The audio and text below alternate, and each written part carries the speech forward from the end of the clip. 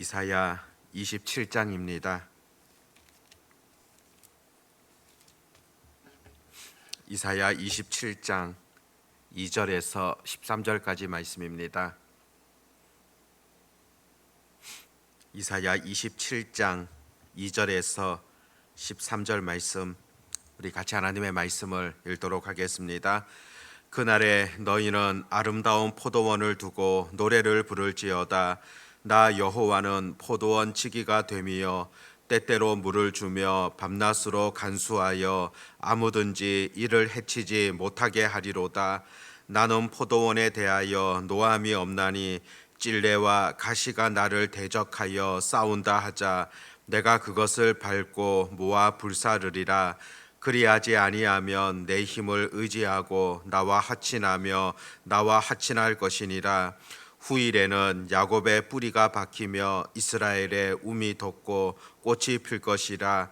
그들이 그 결실로 지면을 채우리로다. 주께서 그 백성을 치셨던들 그 백성을 친 자들을 치신가 같았겠으며 백성이 죽임을 당하였던들 백성을 죽인 자가 죽임을 당한가 같았겠느냐. 주께서 백성을 적당하게 견책하사 쫓아내실 때에 동풍 부는 날에 폭풍으로 그들을 옮기셨느니라. 야곱의 불의가 속함을 얻으며 그의 죄 없이함을 받을 결과는 이로 말미암나니 곧 그가 제단의 모든 돌을 부서진 횃돌 같게 하며 아세라와 태양상이 다시 서지 못하게 함에 있는 것이라. 대저 견고한 성읍은 적막하고 거처가 황무하며 버림받아 광야와 같은즉 송아지가 거기에서 먹고 거기에 누우며 그 나무 가지를 먹어 없이 하리라. 가지가 마르면 꺾이나니 여인들이 와서 그것을 불사를 것이라. 백성이 지각이 없으므로 그들을 지으시니가 불쌍히 여기지 아니하시며 그들을 조성하신 이가 은혜를 베풀지 아니하시리라. 너희 이스라엘 자손들아, 그날에 여호와께서 창이라는 하수에서부터 애굽 시내까지 과실을 떠는 것 같이 너희를 하나하나 모으시리라. 그날에 큰 나팔을 불리니 아수르 땅에서 멸망하는 자들과 애굽 땅으로 쫓겨난 자들이 돌아와서 예루살렘 성산에서 여호와께 예배하리라. 아멘. 성경을 읽어보면은 비유적인 그런 표현들을 하는 경우들을 종종 만나게 되어집니다. 비유라는 것, 그 상황을 좀 더 잘 이해할 수 있도록 도와주는 것이지 않겠습니까? 신약 성경을 보면 우리 예수님께서도 여러 비유의 말씀을 들려주셨던 경우들을 보게 되어집니다. 농경 사회를 잘 이해하는 그런 사람들에게 씨 뿌리는 비유를 통하여서 그 복음이라는 것이 또 하나님의 말씀을 듣는 것이 어떤 것인가를 잘 가르쳐 주셨습니다. 또 자연 속에서 흔히 볼 수 있는 새와 꽃들 또 식물들을 활용하셔서 또 하나님의 말씀을 구체적으로 가르쳐 주셨던 예수님의 그 비유의 말씀들 보게 되어집니다. 그런데 그 비유라는 것은 그 하나님의 말씀을 잘 이해할 수 있도록 도와주는 측면도 있었지만은 어떤 비유 같은 경우에는 죄악이 가득한 사람들 또 욕심이 가득한 사람들 그들은 그 말씀의 진리들을 깨닫지 못하도록 하려는 그런 목적도 있었다는 것을 보게 됩니다. 오늘 본문의 말씀에서도 하나님께서는 비유의 말씀을 들려주고 있습니다. 흔히 포도원의 비유다 그렇게 부르곤 하는데 이사야서 5장 말씀에서도 이 포도원 비유의 말씀을 들려주셨는데 오늘 본문에서도 이 포도원 비유가 계속되어집니다. 차이점을 본다면은 이사야서 5장에서는 그 비유를 들려주시면서 심판에 초점을 맞추었다고 한다면은 오늘 본문 말씀 속에서는 하나님이 그 이스라엘 백성들에 대하여서 지속적으로 사랑하고 계심을 또 오래 참으심이 바로 그 주제라는 것을 보게 되어집니다. 때로 하나님께서 그 백성들을 징계하시지만은 궁극적인 그 목적은 무엇이겠습니까? 징계 자체가 목적이 아니라 오히려 그들의 죄를 깨닫게 하고 돌아오도록 하기 위한, 또 그들 가운데 있는 우상 숭배들을 제거하도록 하기 위한 그런 목적이지 않습니까? 그래서 새롭게 하나님을 섬기기를 바라시는 분명한 하나님의 뜻이 있다는 것을 보게 된다는 겁니다. 오늘 27장 2절부터 읽었지만은 앞선 1절 말씀에 보면 리워 야단이 나오게 됩니다. 리워 야단이다. 어원적으로 보면 뒤틀어진 것, 둘둘 말린 것, 그것을 뜻하고 있는데 대체로 큰 뱀이나 용이나 악어를 뜻할 때 표현하고 있는 그런 문구입니다. 또 흔히 바다에 사는 큰 괴물을 지칭할 때 바로 이 리워 야단이라 사용되어지는 그런 경우들도 보게 되어집니다. 고대 샘족의 신화에 나오게 되어지는 동물인데 바다 깊은 곳에서 서식하면서 하나님께서 만들어 주신 이 자연 세계를 혼탁시키는 그런 식물, 그런 동물로 등장을 하고 있습니다. 주로 이사야 선지자는 악한 사탄의 세력에 대하여서 이 리워 야단이다 그렇게 표현하곤 합니다. 마지막 때에 그 악한 영적인 세력들, 그런데 1절 말씀에서 분명히 보여주시기를 그 리워 야단에 대해서 반드시 벌을 내리실 것이다. 그리고 그 용을 죽이시리라. 하나님께서 분명하게 악한 영적인 세력을 심판하게 될 것임을 선언함을 통하여서 이 27장이 시작되어지는 것을 보게 되어집니다. 2절에 보면 그날에 너희는 아름다운 포도원을 두고 노래를 부를지어다. 나 여호와는 포도원 지기가 되며 때때로 물을 주며 밤낮으로 간수하여 아무든지 이를 해치지 못하게 하리로다. 포도원은 이스라엘 백성들을 지금 상징합니다. 그리고 포도원 지기는 바로 하나님을 상징하고 있다 볼 수가 있습니다. 하나님께서 그 택하신 백성들에 대하여서 끊임없이 사랑하신다, 그런 의미들을 담고 있지 않겠습니까? 누구보다도 포도원을 사랑하는 사람은 포도원 지기라 볼 수 있습니다. 그렇기 때문에 하나님께서는 이스라엘 백성들을 사랑하시며 또 끝까지 보호하신다는 것을 이 비유를 통하여서 가르쳐 주는 겁니다. 그런데 4절과 5절 말씀에 보면은 나는 포도원에 대하여 노함이 없나니 찔레와 가시가 나를 대적하여 싸운다 하자 내가 그것을 밟고 모아 불사르리라. 그리하지 아니하면 내 힘을 의지하고 나와 하친하며 나와 하친할 것이라. 하나님께서는 그 포도원에 대하여서 지속적으로 물을 주며 돌보실 것이며 또 보호하실 것입니다.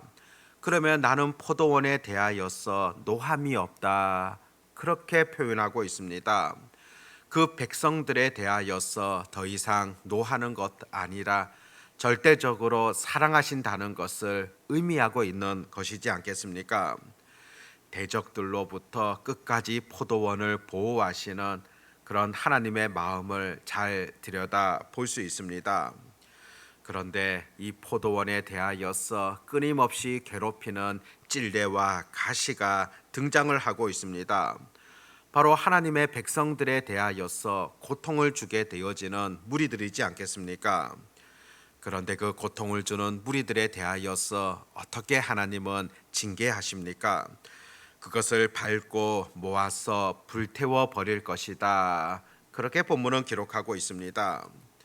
이렇게 하나님께서 그 백성들을 괴롭히는 자들에 대하여서 징계를 말씀하고 있지만은 그러면서 또 다른 하나님의 마음은 그들 또한 하나님과 화친할 것을 원하신다 기록하고 있습니다. 찔레와 가시와 같은 그런 역할을 하는 자들도 하나님께로 돌아온다면 그들 또한 용서해 주실 것이다. 지극한 하나님의 그런 놀라운 사랑이지 않습니까? 6절에서는 후일에는 야곱의 뿌리가 박히며 이스라엘의 움이 돋고 꽃이 필 것이라. 그들이 그 결실로 지면을 채우리로다. 후일에는 이와 같은 일들이 있게 될 것이다 말씀하고 있는데, 바로 이스라엘을 향한 하나님의 놀라운 자비의 손길이 계속되어진다는 것이고, 마침내 이스라엘의 그 뿌리에 움이 돋으며 또 꽃을 피우며 결실을 맺게 될 것이다, 그렇게 기록하고 있지 않습니까?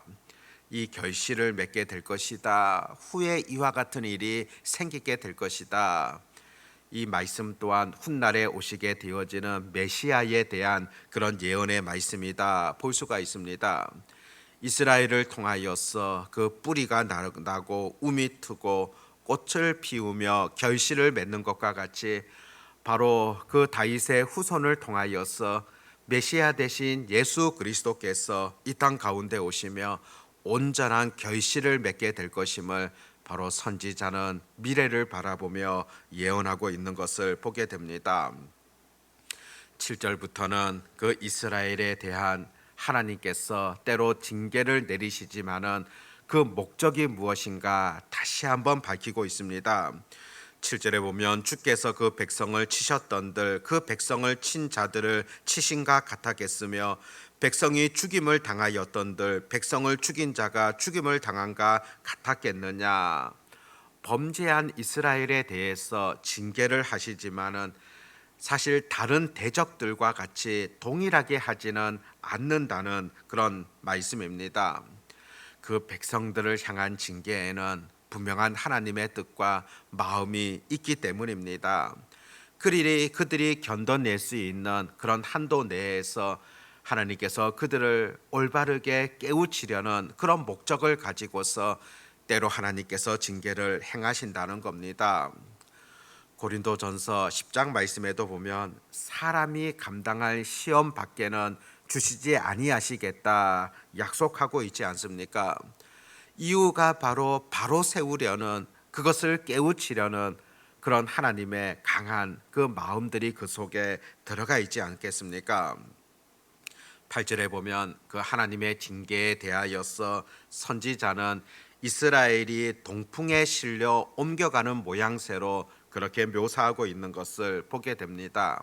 이 동풍이라는 것, 재난을 안겨주는 무서운 폭풍과 같은 것이지만은 장차 바벨론이 유다를 멸망시키게 될 것이며 그 백성들을 포로로 잡아가게 되어지는 것을 지금 예언하며 묘사하고 있는 것이다 볼 수가 있습니다.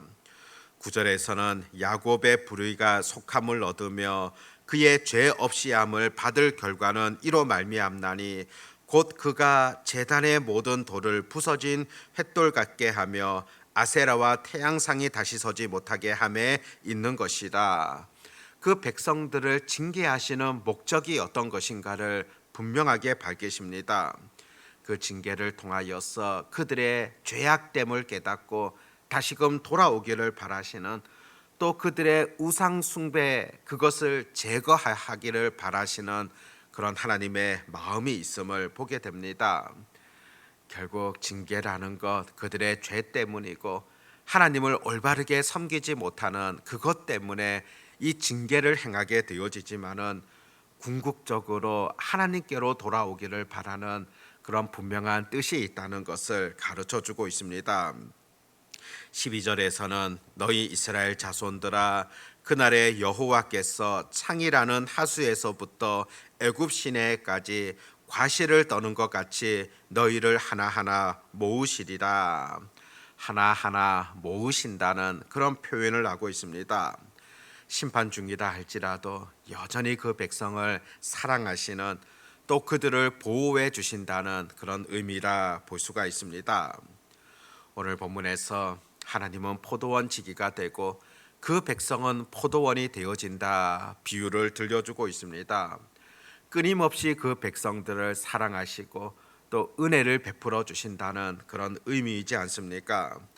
때로는 하나님께서 그들이 어긋난 길로 나아갈 때 징계를 하는 그런 경우들도 있지만은 그것 또한 궁극적으로 하나님께서 사랑하시기 때문이라는 것을 돌아오기를 바라시는 분명한 하나님의 마음이 있다는 것을 말씀은 우리에게도 여전히 가르쳐 주고 있습니다.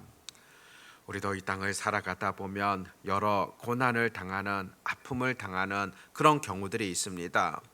고난 자체가 모두가 다 징계는 아니지만은 때로는 징계와 같은 그런 모습들도 분명 있을 겁니다. 하나님의 뜻에 반하여서 내가 어긋난 길로 나아갈 때 그때에 당하게 되어지는 여러 아픔들이 있다면은 믿음의 시각으로 우리가 그것을 바라볼 수 있어야 되는 겁니다. 거기에 하나님의 뜻이 있음을, 또 분명한 하나님의 마음이 있다는 것을, 또 그곳에서 돌이키기를 바라시는 하나님의 분명한 뜻이 있다는 것을 우리가 놓치지 마셔야 된다는 겁니다. 현재의 고난 속에서도 때로 영적인 의미들이 어떠한 것인가, 그것을 살펴볼 수 있는 그런 지혜가 있기를 바라고, 무엇보다도 하나님께서 나를 사랑하시며 또 하나님의 온전한 백성이 되기를 바라시는 분명한 뜻이 있다는 것을 잊지 말아야 된다는 겁니다. 그 속에서도 여전히 하나님이 나를 사랑하신다는 것을 온전히 그 진리를 올바르게 바라보며 깨우칠 수 있는 그런 은혜들이 오늘도 기도하는 우리 가운데 있어 지시기를 바랍니다. 기도하겠습니다. 하나님 아버지, 하나님께서 포도원 지기가 되시고 또 포도원을 지속적으로 돌보시며 아끼시며 사랑하심을 오늘 말씀 속에서 분명하게 깨닫게 되어집니다. 때로는 징계를 통하여서 깨우쳐 주기를 원하시고 또 징계를 통하여서 돌아오기를 바라는 하나님의 뜻이 있다는 사실들을 온전히 우리가 알게 되어집니다. 우리 인생을 살아감에 있어서도 때로 하나님께서 주시는 징계의 순간들을 또 당하게 되어집니다. 바르게 깨닫게 하여 주시옵시고 또 그것 또한 하나님의 사랑이라는 것을 놓치지 않게 하여 주시옵고, 보다 더 하나님께로 나아가는 그런 지혜들, 그런 은혜들이 있게 해 주시기를 간절히 소망합니다. 아버지 하나님, 오늘도 우리가 하나님 앞에 기도로 나아갈 때 주의 뜻을 잘 분별할 수 있도록 도와주시옵시고 또 주의 뜻에 합당한 그런 기도를 드리게 하여 주시옵고, 또 하나님의 자녀들로 이 땅을 더 힘있게 살아갈 수 있는 그런 은혜들 있게 해 주시옵소서. 아버지 하나님, 또 단기 선교팀 어제까지 또 모든 사역들을 잘 마칠 수 있도록 인도해 주셔서 진심으로 감사를 드립니다. 오늘 마지막 날에 그런 일정들을 보내게 되어지는데 하루의 모든 일정을 하나님께서 주관하시고 또 함께 하여 주시기를 간절히 소망합니다. 사역으로 인하여서 지친 육신들을 하나님의 능력의 손으로 어루만져 주시옵고, 또 지금은 또 휴식을 취하는 가운데 있는데 하나님께서 온전히 큰 능력을 더해 주셔서 잘 회복되어지도록 보살펴 주시기를 간절히 소망합니다. 건강으로 인하여서 어려움 당하는 그런 자들 없도록 하나님께서 친히 만져주시고 보살펴 주시옵소서. 오늘 하루는 또 문화체험을 하게 되어지고 또 그곳에서 또 쉼의 시간들을 갖게 되어집니다. 또 오늘 또 여러 길들을 오고 가는 가운데 하나님께서 평안으로 이끌어 주시옵시고 또 무엇보다도 팀원들이 하나가 되어지며 또 곳곳에서 하나님이 주시는 위로와 큰 은혜들을 체험할 수 있도록 하나님 인도해 주시옵소서. 주재림 선교사님, 늘 하나님께서 또 맡기신 그 사역들을 기쁨으로 잘 감당할 수 있도록 도와주시옵시고 또 미래를 바라보며 계획함으로 나아갈 때 하나님께서 때를 따라 도우시는 은혜들을 늘 경험할 수 있도록 늘 인도하시고 함께하여 주시옵소서. 오늘 밤에 또 비행기를 타며 돌아오게 되어지는 그 모든 순간들까지 하나님께서 팀원들을 보호하시고 또 모든 순간마다 하나님께서 선하게 간섭하여 주시옵소서. 아버지 하나님, 오늘도 저희들이 하나님 앞에 기도하기 위하여서 나아왔습니다. 은혜를 더하여 주시옵시고 또 기도하는 자들에게 약속해 주셨던 풍성한 은혜와 복을 더하여 주시옵소서. 전능하신 하나님을 온전히 의지하오며 우리 주 예수님의 이름으로 기도드립니다. 아멘.